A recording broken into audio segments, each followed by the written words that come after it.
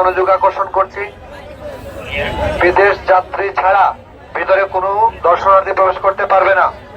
আপনাদের যাত্রী ও এয়ারপোর্টের নিরাপত্তার স্বার্থে আজকে কোনো দর্শনার্থী ভিতরে প্রবেশ করতে পারবে না। আপনাদের যাত্রী ও এয়ারপোর্টের নিরাপত্তার স্বার্থে আজকে কোনো দর্শনার্থী ভিতরে প্রবেশ করতে পারবে না।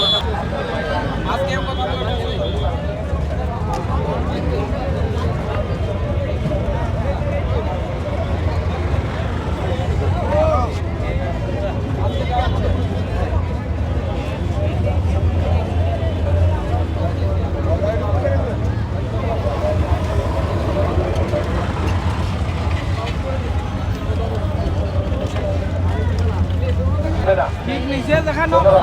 হ্যালো ভাই, হ্যালো। দর্শনার্থী ভিতরে প্রবেশ করতে পারবে না। হ্যাঁ,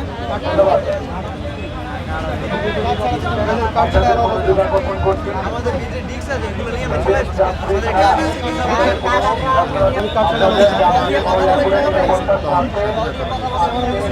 নাম্বার লাস্ট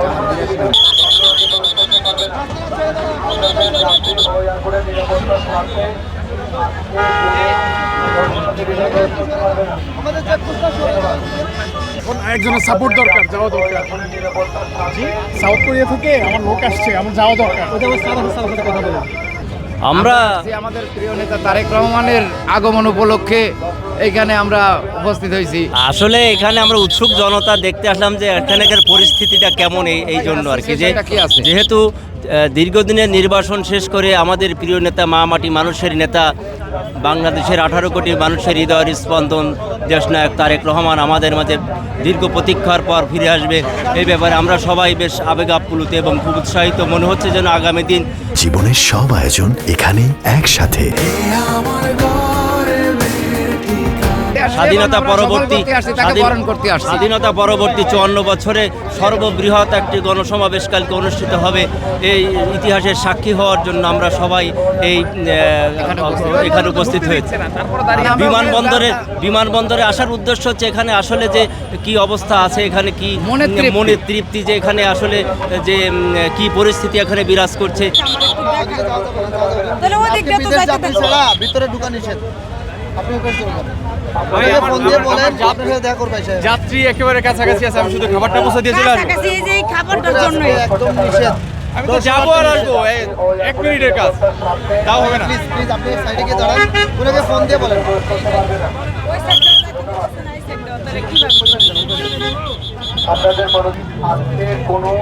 ভাই জানতাম না তো, জানলে কি মনে আমার বোন আর কি একটা আছে, 40 কেজি মাল নিয়ে আসছে আর কি। এখন আর কি অন্য নম্বর দিয়ে ফোন দিয়ে বলছে যে আর কি আমি